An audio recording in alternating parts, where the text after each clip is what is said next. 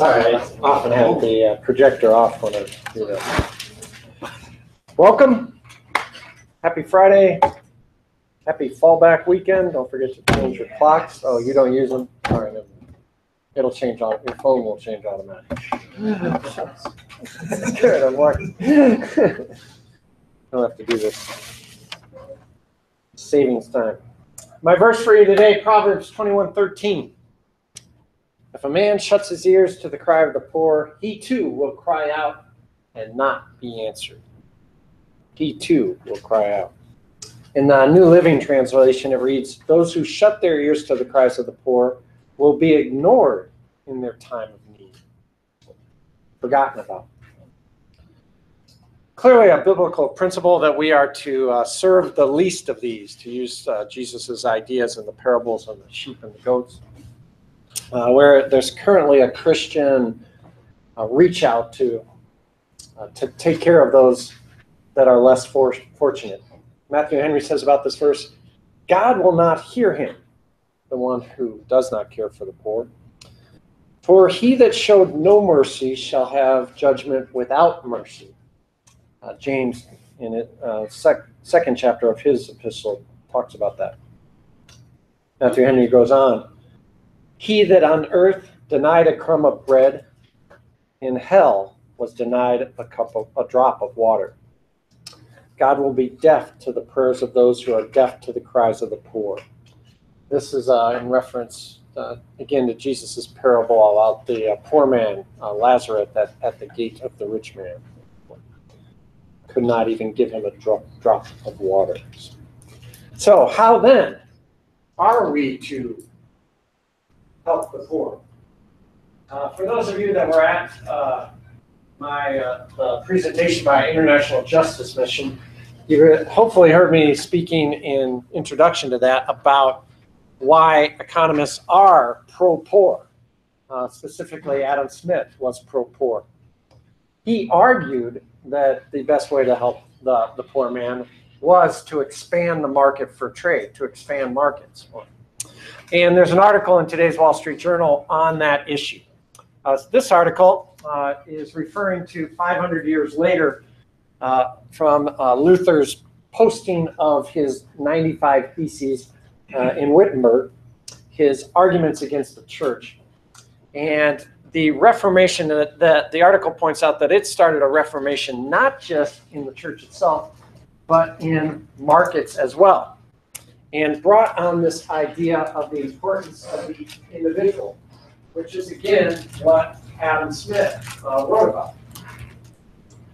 So in this article, Mr. McIntosh looks at whether or not China can achieve the types of benefits for the poor, bring more people out of poverty, if they continue to allow for economic freedom, but not religious and political freedom. These are the three topics that we study as part of the Center for the Study of Market Alternatives. So you might have seen these economic freedom posters out here. This is the exact issue that we talk about. These are the same kind of data that's talked about there. You see higher productivity growth, you see better outcomes for the poor, where there is more, as he calls it in this article, individualism, freedom. The individual is free to do as he or she chooses. There's also a book out called For the Least of These, which is a collection of essays by economists as to how this same issue does help the poor. So if you're interested in studying that, the Center for the Study of Market Alternatives has that book available for you as well. Just a follow-up article, an opportunity to study other things if you are interested, that relates to my verse for today. Any questions on that?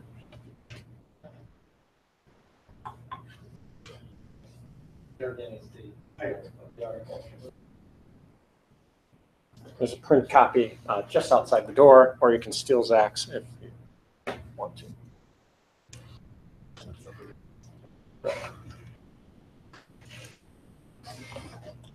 Okay.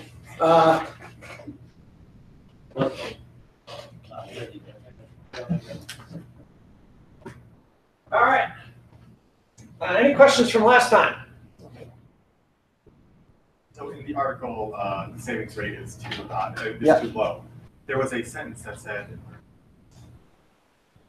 back when consumers not only felt wealthy, but were able to withdraw actual dollars from their appreciating home. Like, back then, consumers not only felt wealthy, but were able to withdraw actual dollars from their appreciating homes. What does that mean? Okay, so recall from when we talked about home loans that there is the standard mortgage, and you do the HUD-1 to get a standard mortgage. You can also get, we mentioned home equity lines.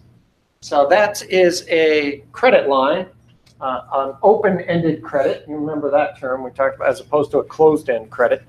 Home equity line is a open-ended credit. You can borrow, you get a set amount. The bank says you can borrow up to this amount, like a credit card, and you can borrow up to that amount. That's a way to get money out of the value of your house. So you can have a home equity line if you also have a standard mortgage. It's called a second mortgage. If you don't have a mortgage on your house, if you own it free and clear, then you can just get the equity line of credit. So the article is referring to that's to maintain their spending levels without saving a lot, or to draw on future savings. They were drawing off their house by taking out those home lines of credit.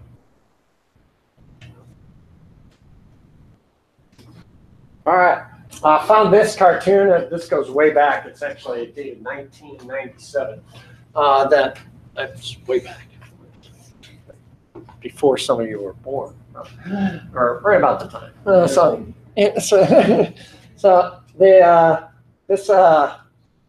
The Dilbert comic strip did a whole series on the idea of index funds or passive investing, as you've already read about in the Morningstar articles and the like that we had before. So the main issue that I want to point out as a follow-up to our conversation on Wednesday is that this cartoon is getting at is people simply don't know. They don't know their choices. They don't know their alternatives for it. And that's illustrative of the economic analysis that we're doing. The number one principle is we face trade-offs. What are my alternatives? So other people would not bother, as the Morningstar article was essentially telling you, to chase after returns. They would just invest in an index fund. The Vanguard Total Market Fund that I showed you for the US or for the world that I showed you on Wednesday, those are index funds. That's it. That's the idea. So that's the answer to Dilbert's question. He's an engineer, so we can forgive him for not knowing it. So, no engineers in the class? Good. All right, sorry. Don't brag on that. That major, what I'm doing. So, knowing what the alternatives are. What I'm worried you might have taken away from that discussion on Wednesday, however, is that that I have to do, or I should do this myself. Now, what I want to talk about a little bit today is why you don't necessarily, this doesn't mean you necessarily don't want a financial advisor or you don't want to use a broker. You may have a good reason to do so. All right, so I want to talk a little bit about that for next week. First, before I forget, the all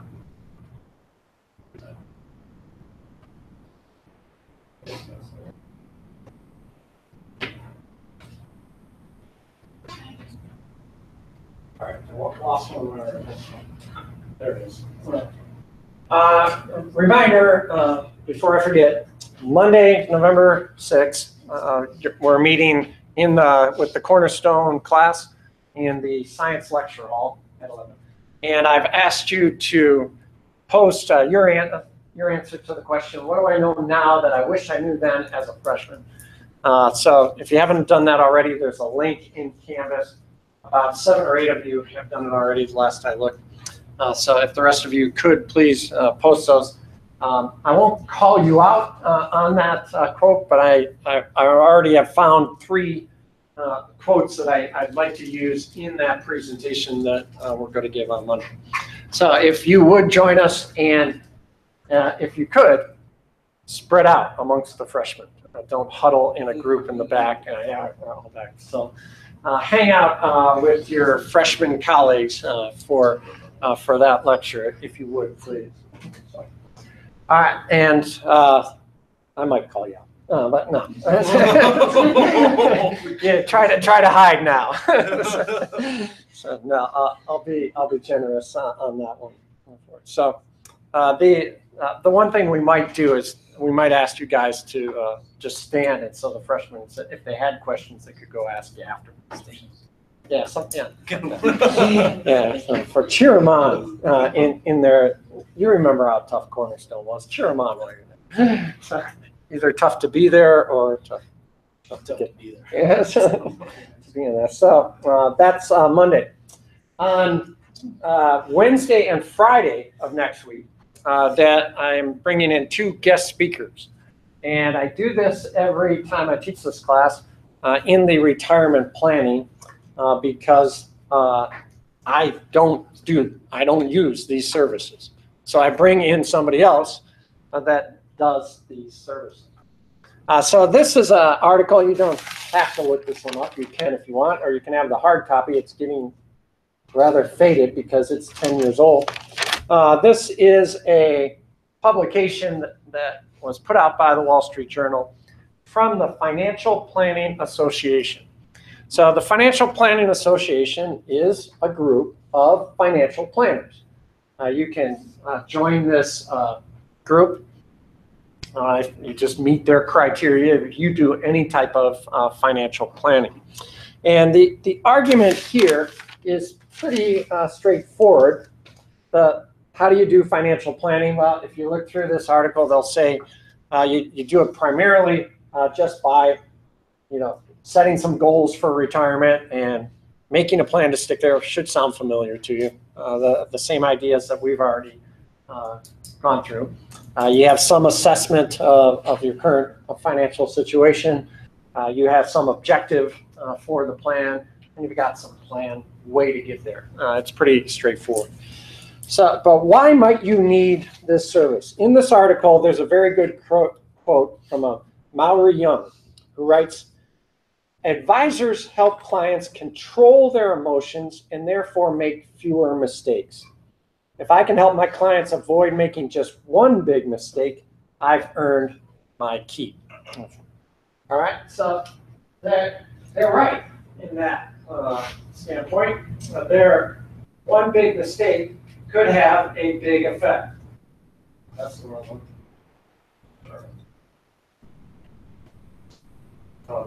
Go to this page. There it is. So, depending on your planning horizon or your investment horizon, 1% difference in the return you're receiving can end up having a 30% difference in the amount of money that you have when you reach that time where you were supposed to be, whatever your goal was. So particularly with retirement planning, financial planner, if they protect you from making a bad decision, they have done that. And as he said here, particularly, control your emotions. So this point, this argument gets back to why I asked on the first exam the question about how to stick to your budget. The best budget, as they say with exercise as well, is the one you stick to. If you talk to exercise advisors, they say the best exercise plan for you is the one you're going to do. And it's the same with budgeting and investing. So if I'm saving or investing for some particular goal, the best means towards that, the best program for that, the best plan for that is the one that you're going to stick to. And that's what this article is all about. So a quick introduction to those the retirement planning professionals that will be coming. Let's go in order. The first one on Wednesday will be Eric Boyum, and you can look up his information at his firm. He's out of Caldwell, Fortify Financial Services. So fortifyfs.com is his website. You can learn a little bit about him. But you'll see that what I'm talking about here, that he does things to keep you to the plan. And you can talk to him about how he does that. So Eric is what's known as a certified financial planner. So he helps you write that financial plan and then directs you as to how you might meet that financial plan. The speaker on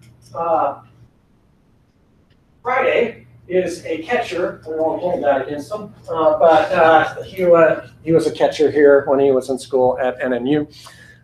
Benjamin Warren, and you'll see his, and you can find his was at Rathbone Warwick in Boise. He is a CFA. That stands for Chartered Financial Analyst. So his expertise with that certification is in the investments themselves as opposed to the plan, the planning portion. Again, he does a lot of financial plans. He knows the same principles, he does, but he's done a little bit more study on the investments themselves. So that's the difference between two. In either case, if you decide that you want to use a financial advisor to help you stick to the plan, you've got a trade-off, a choice here. The trade-off, the choice is the fees. So the investment advisor, the planner themselves could write the plan for you and send you on your way and never charge you any fees beyond that. A chartered financial advisor who's interested in the investments is most likely going to not charge you a fee up front, but take a percentage of your earnings on your investment portfolio over a period of time. And that's how Benjamin works. His firm gets about 1% of your portfolio each year. I'm not sure what his rate is right now. You could ask him about Friday. So he earns the money over time. So that's the key trade-off in personal finance. Well, first, there's a couple. First, do I need an advisor? Maybe you do. Maybe that's the best way you're going to stick to a plan. We talked about that, remember, with budgeting. Maybe I have to share this budget with somebody else and find somewhere that they hold me accountable. The advisor can do that. Maybe you just want some help writing the plan. Again, the advisor can do that. If your goal is big and you plan to have a lot of wealth, there's going to be tax effects. The advisors can help with those issues for it. So there's a number of different reasons why you might need a financial advisor or want a financial advisor to be part of your plan. All right. Well, let's go back to the numbers and decide whether or not what effect they might be. You open up the sheet again. All right, so we've looked at this before. See it there.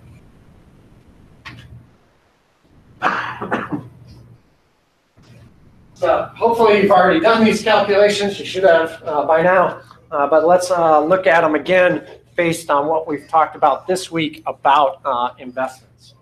Okay, so first, the choice was, am I a saver or am I an investor? And we talked about those different characteristics before. So can someone who's saving get to their goals? Yes, all right, we just have to have different assumptions. We talked about on Wednesday how someone can invest, quote unquote, with just CDs, not taking any risk of the markets that might be out there. We looked at the current interest rate on those CDs, about 1.5%. But then we looked at the strategy of CD laddering, so that if and when interest rates go up, as the article you looked at before, they've got to go up. They're already close to zero. They only really have one direction to go. As we ladder up the portfolio, our interest rate should go up. All right, so if the 3% average was true on my forecast, if that's the assumption I'm going to make, here's what the numbers look like. I'm not going to be an investor. Can I build a retirement portfolio? Yes. Financial advisors will, back to this earlier point, will probably say, no, you'll never get there. Why? Because you have to save a lot, which brings us back to the article on savings. What's going on in Japan is this: they primarily save through the banking system. They just have to save more.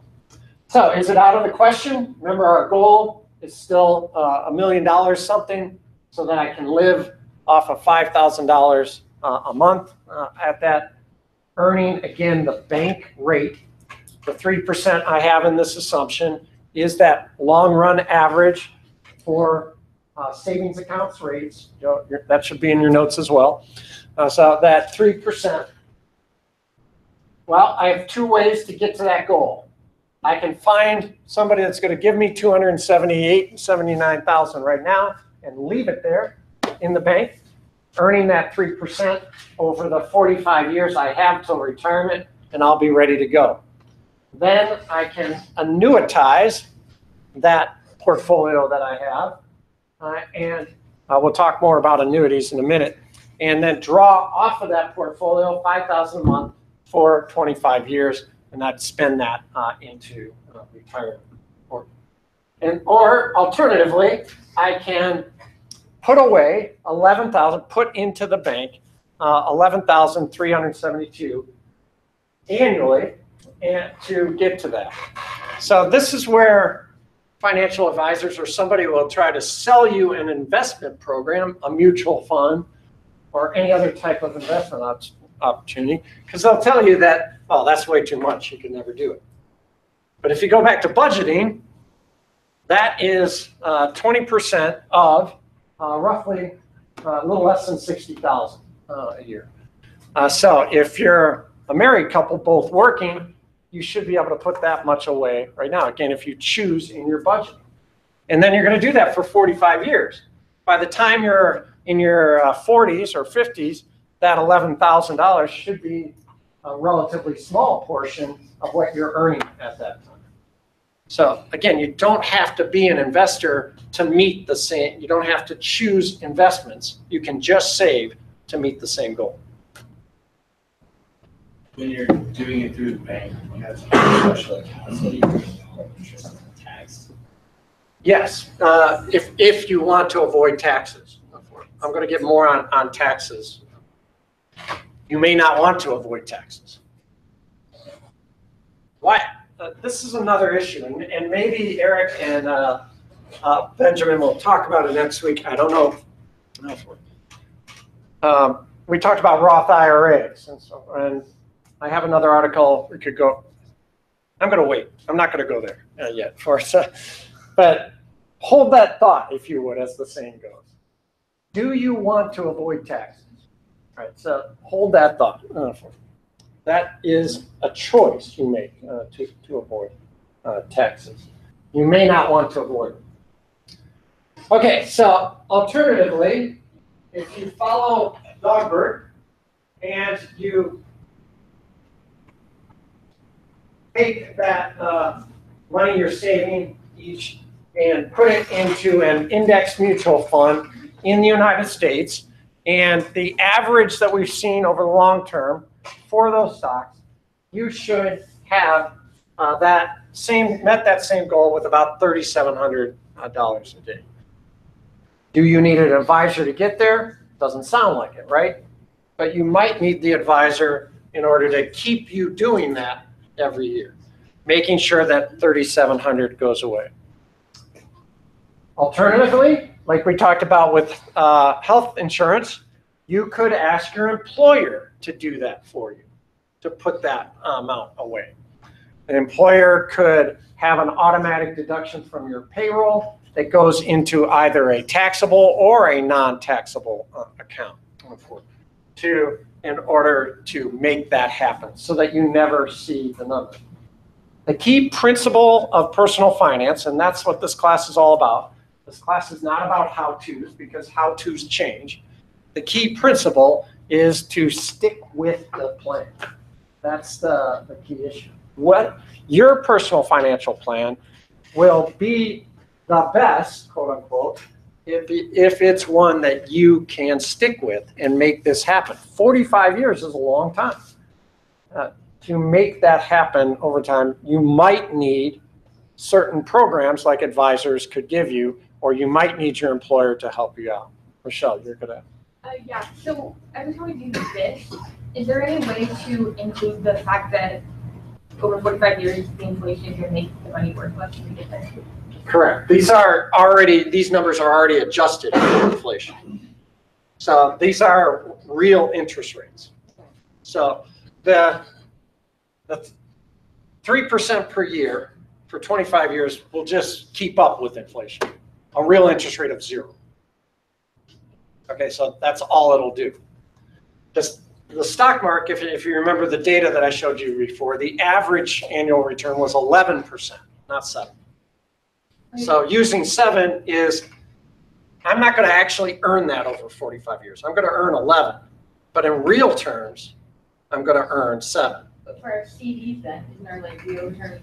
Same thing. You're with savings, you're just matching inflation.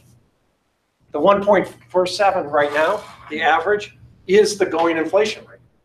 So your money is just keeping up with, you're getting a real return of 0, which is what savings is. I am just saving the money to use it later. So the purchasing power of those CD as a savings just stays the same. Yeah. So these are inflation adjusted numbers that I'm using in this assumption. So but your question also gets to a point that I'm trying to make. Do you know what inflation is going to be for the next 45 years? You have no idea, right? So you can't make your personal financial plan on that forecast. If you don't want to take any inflation risk, if you don't have any idea about inflation, then you should just keep putting your money in the bank.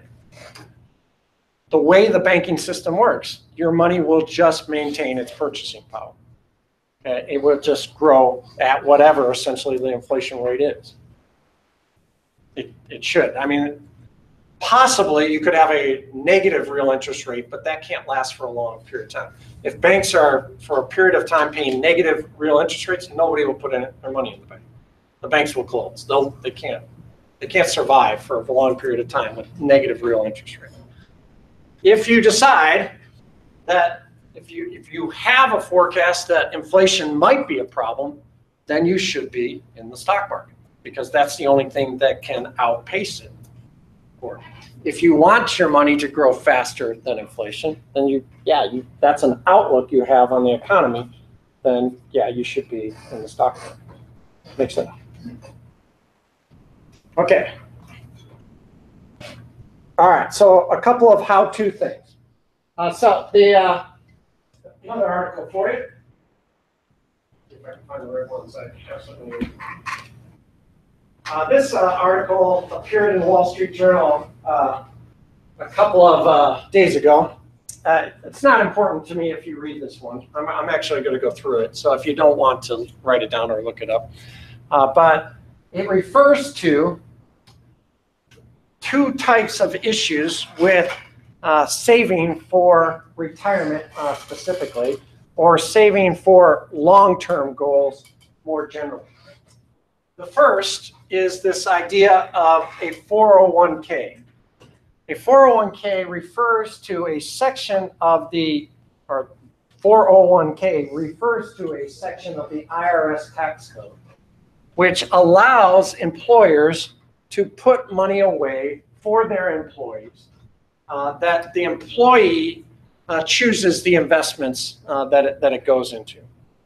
So this is a pension fund, but it's different from traditional pensions in that the employer used to put money away for you and then pay you a set amount when you retired.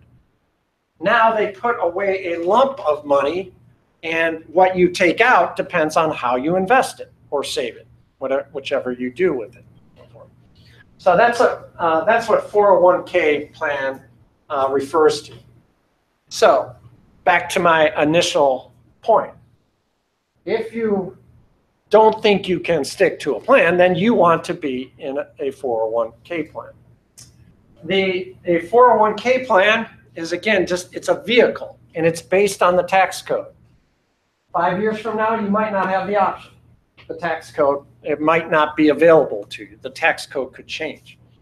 So the advantage to you today under the current tax code is in a traditional 401k plan, you don't pay any taxes on the money that you contribute to that plan, and the employer gets the tax deduction. So a 401k plan is an incentive that the United States government has put in place to get you to save for retirement. Just like the article we saw about Japan is trying to get people to not only save for retirement, but to invest that. So the 401k plan, like the health savings accounts and all these things are driven by tax incentives to get you to do this.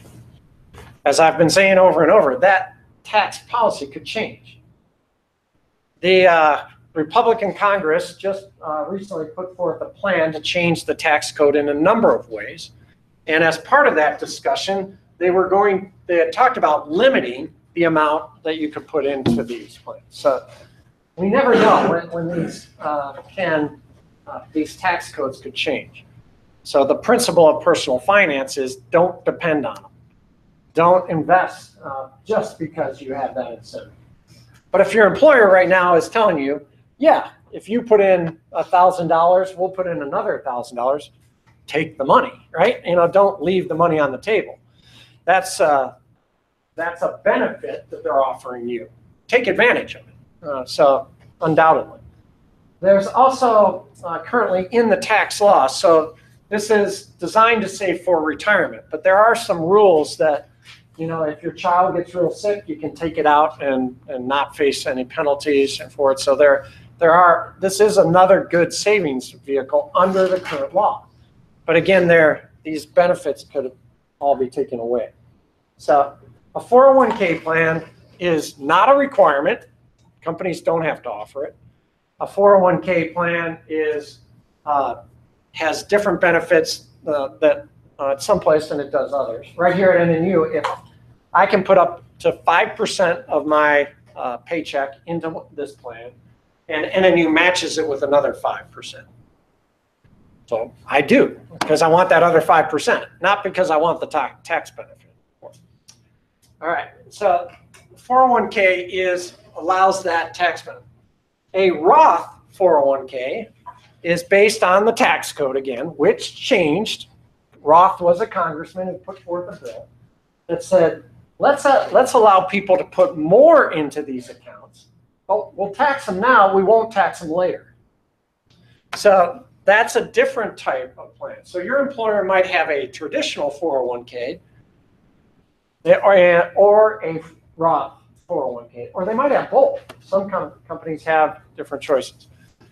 So what a Roth 401k allows you to do is put the money away now. You're taxed on it. You do it after they've taken all your taxes out of your paycheck. You're taxed on that earnings already. But when you withdraw, when you get to age 60 or 65 and you start taking it, you pay the taxes then. Okay? So now what's your trade-off? Don't pay the taxes. I'm sorry, did I say it wrong? Yeah. Yeah, you pay the taxes now, you don't pay taxes on the money you take out. That's a Roth IRA or 401k. In our situation, we're a lot smaller, lower tax bracket right now than we would be probably 60. Do you know that? zero income, so I sure. You know it's true now. Do you know it will be true in 45 years? Probably. You're banking on that. The principle of personal finance is don't bank on that. Don't invest for tax reasons. All right, so that's the point. And if you want to read through this article later, you'll get my point. So it says, first, why should you use a Roth 401k or a Roth IRA? The idea is exactly the same. You expect your tax rates to be higher in retirement. You expect taxes to be 45 years from now to go up. What if you expect it to be the same? Here's what you do then. What if you have to pay high premiums on Medicare 45 years from now? I don't even know if Medicare will be around 45 years from now. So the article illustrates how you should not be making your investment and savings decisions based on these tax codes at all, because they could all be gone and changed, and they are changed frequently. So now I want to kind of get back to what Wes was asking about. Do you remember your question now about taxes? Do you put in a special savings? It's not tax paid interest. Right. So, okay. So you can do a Roth IRA or a traditional IRA with those CDs at the bank. It's all the same. But the same issue is at play here. We don't know if that rule is going to change. So that principle means that if it is giving you a benefit right now, take it. So like if your employer is sponsored a 401k, like NNU has, whereby if I put 5 in, they give me another 5, take it. I mean, that's giving you an incentive now. But if the incentive is based on some forecast later, it doesn't make any sense. It doesn't make economic sense. You say probably my taxes will be higher. You don't know that. Right. And that also depends on the other choices you make in the next 45 years. Maybe you choose to go to the mission field and you live off a very low income, like my friend Clyde, for all that time. You're not going to have any taxes anyway. So you don't know. So don't make the investment decision for that reason. Is there a lot of investment decisions made on things that you think but don't know? The only thing we don't know is what rate of return we're going to get on the investments. If I don't have an expectation for that, then I'm going to buy an index fund, like we talked about earlier. Right. If I have an expectation for one company or another, then yeah, I'm making that investment. But that you have no idea what the tax policy is. You can't do any homework on that. You can't, there's no probabilities you can use from the past. And you can't do that kind of homework. You can't do tax policy homework the way you can decide whether this company is going to do better than that. You just can't do it. It's politics. Isn't it reasonable to expect, though, that you're going to pay less taxes percentage-wise? No. You don't have income versus if I make it $500,000. But you do have income. That's what you're saving to have income. That's the plan. Income 1/3 of the year. No, you're not getting. Let's go back to this. How did I determine that 5,000? That's what I'm going to live on. That's my income. You're going to be taxed on that. If I don't know if you are going to be taxed on it. So you might, I don't know what my tax rate on that 5,000 per month income is going to be 45 years from now. I have no idea what it's going to be. So you might say, well, then I want a Roth IRA. I'm going to pay the taxes now, like you said, I'm not making much, and I'm going to put this away in a Roth IRA. Okay, great. What if they take away the Roth IRA sometime between now and 45 years? You have no idea if they're going to do that. So my point is, don't just do this because of the Roth IRA. Do you follow? Yeah, so you don't have to use a Roth IRA to get to this plan. You don't know what tax policy is going to be. So when I was getting my Roth IRA. Oh, so I get to pick on you today more because Well, that was like you raised your hand. Yeah. That was Why? my big thing. Why was it a big thing? Who told you it was a big thing? I don't remember someone. The financial advisor did, didn't they? Yeah. What's the in other words, if you didn't do that with the financial advisor, you were going to put it in something that the financial advisor did not get paid for. That's what we're doing in this class, right? We're trying to understand the incentives of these people on the advice. I'm not saying you got taken, and I've been taken in my life many times, so it's no big deal. So I got over it. But you got to look at their incentives. Like my question is like, I kind of on this, like, what if you really do think, like, you personally think that, hey, in the future, the tax is more? Okay. Is that okay? Sure, yeah, if you want to make that forecast. But what I'm saying is there's no way you can know that. So, and they can take away that benefit. Right. So again, my NNU 5%, they match 5%. They were about to, until Monday, they were about to take that away. And so NNU might have kept doing it, even though they weren't going to get the benefit for it anymore.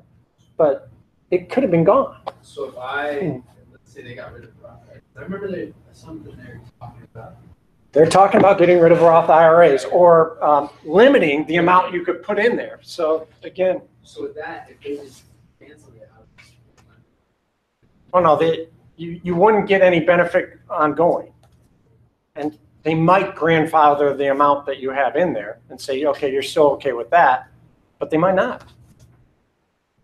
You know? It's not scary. Would they like take the money? No, they just, the tax benefit that you did for it could be gone. So that they can go away. So we can't know. So my point is, you can't make investing decisions because of that. Like I said earlier, you don't know, a company, you buy a stock in a company, you don't know if it's going to go up or down. Right, but you can have an outlook for that company. Right. But that's an economic outlook, not a political. Okay. Didn't we say last class that, previous, how the company's done previously is not a good indicator at all about how it's going to do in the future? Right, which leads you to invest what way? It doesn't say you shouldn't invest. Right. So if you buy into that, and you don't have to buy into that, that article on Morningstar gave you reasons why you might not buy into it, why certain managers might be able to continue with it. So, but if you buy into it, what's that mean for your personal financial plan? You could still invest in what? An index fund, right? So, and still, the index fund has to grow over a 45-year period. It has to. Why? Suppose it didn't. What's happening to the economy if that value goes to zero? Yeah, grab your guns, we're all going to the mountains, right? It's just, the issue is off the table. So, again, you got to look at the economics of the choices, not what are my trade-offs for? What are my choices? Wait. Go ahead. I was just going to say, I don't know, I'm sure, what are the returns of an index fund versus most mutual funds? Are they similar? Are they? Yeah, I think Benjamin's going to talk about that on Friday, but it's in that Morningstar article again. 90% of actively managed funds don't beat the index. So 10% do. So in any given period, you got a 1 in 10 chance that you're going to do better than that index fund. Okay, but then the point of the article is next period, it's going to be a different 10% of the fund. So you don't know going forward who's going to beat it. But somebody's going to beat it. That's again, just the economics. Somebody's going to beat it. You just don't know who it is. SMS? Student Managed Fund. Go look at your past records. That's part of the reason you beat it. Yeah. No fees. So yeah. Again, I'm not saying your personal financial plan will not include a Roth IRA or a traditional IRA or a 401k or what have you. It may. The economics of the issue is, though, check the incentive now. Don't try to guess what your incentive is going to be in the future, particularly when it comes to politics. And so that's what I hope you take away. I hope you also take away, and I can't emphasize this enough because, and this was really my experience, is that you don't have to be an investor to reach goals. You know, savings is the key. That's why I had you read that savings article and look at the issue in Japan. You can't be an investor unless you save. So the first thing gets back to budgeting. Can I write a budget that includes a good amount of savings, and can I stick with it? If you are great at picking stocks, great. Drop out of school. Now you're wasting your money here at NNU. Drop out of school and go do it. But that Morningstar article shows that you're not good at it and not likely to be good at it. And go do that kind of investing. But first and foremost, personal finance, the economics, the Bible, common sense tells me first and foremost, save. Save more than you would have thought otherwise. That's the most important thing first. And you can reach goals if you save. This is kind of bringing two sides together. That's what I try to do. Yeah. So you said take advantage of the benefit now instead of kind of like what you said. But it made me think of like, isn't that the exact opposite of what we're doing as Christians? Okay, yeah. What you're getting to in that comment is, should I save it all? And I still have it. If you want to look at it, it's kind of crumpling. A student in this class,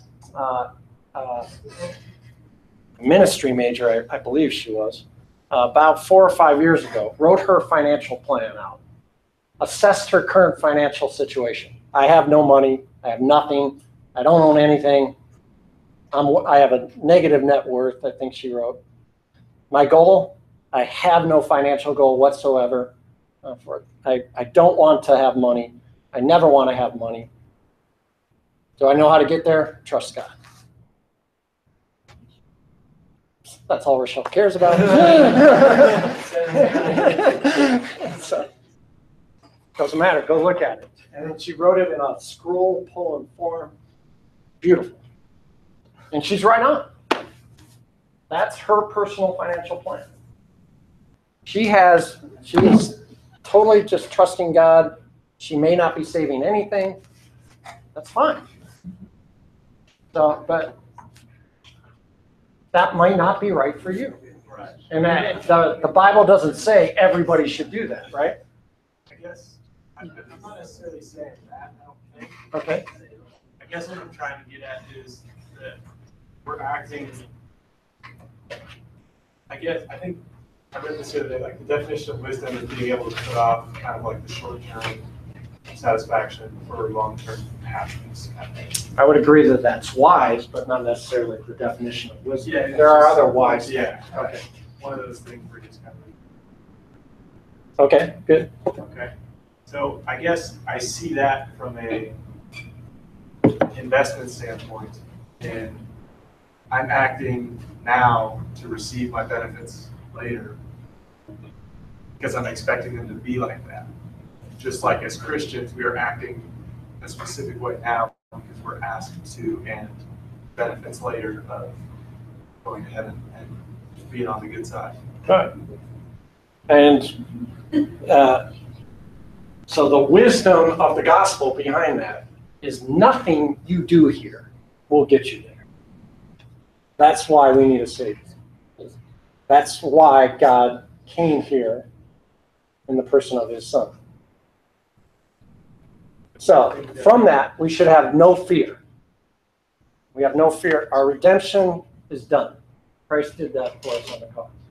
So I don't fear just earning 3%. Like some financial advisor might tell you, you can't do that. Don't fear it. If that's what you can stick to, do it. Does that tie it together? Maybe a little, I guess. Like what you said, but nothing we do matters. We can't earn salvation. No, that's which is why we need a savior. But yeah. I guess I disagree to the same. Paul say something along the lines of, works and faith. Not a big theological discussion that everyone has all the time. Okay. Just are we all saved, or do you actually have to be a good person? Or no, it doesn't contradict you. Is it good news to you that somebody took your sins for you? Is that good news to you? Yeah, but I don't think that. Well, let's stop. It's good news, right? You're happy about it? What do you do when you're happy?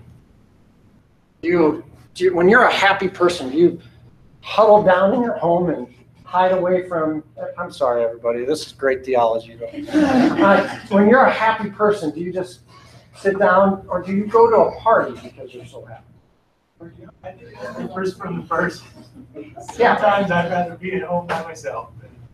Okay, sometimes, but in general, the rest of your life, you're going to be a happy person because happy people do good work. We're not doing it to earn salvation, but we're doing it because we're happy of what Christ did for us. The dangerous part of all this, it's being recorded today. So somebody's going to come back on my theological preaching now, and the School of Theology is going to throw me out of here. I guess but I guess I've always believed that you're. I got one more topic too. Sarah doesn't. I don't mean to get you off track. I was just thinking, It's okay. That, even though he saved us, if you're a bad person, take advantage of that. Don't appreciate it. At least try.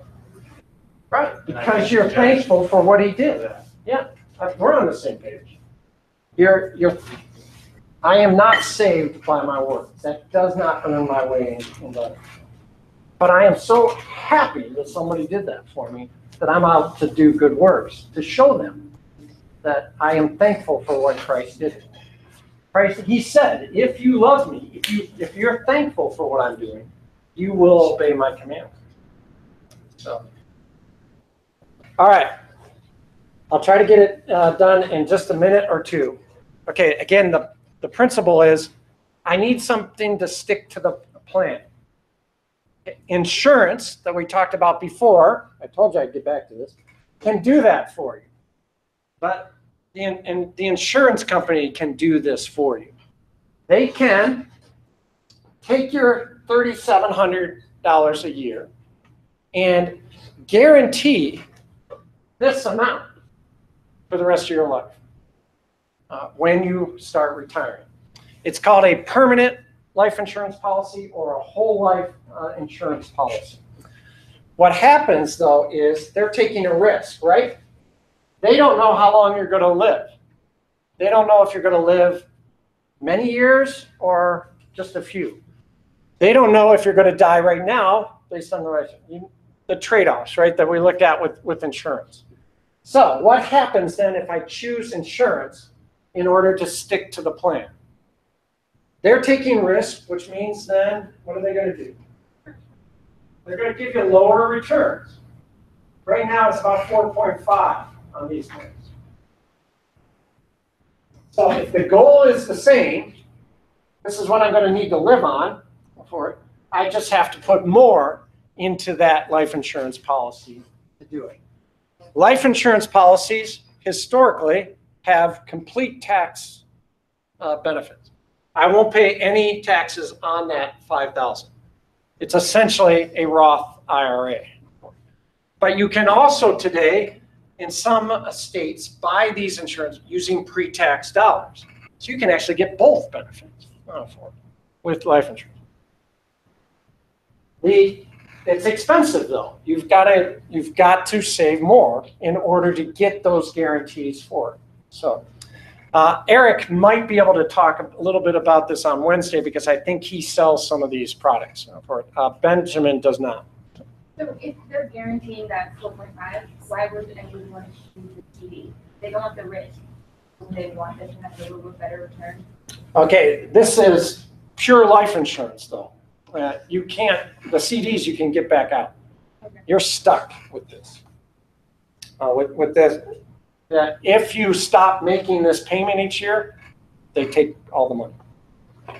Yeah, so, but it's a guarantee, no matter how long you live, they're gonna keep paying you.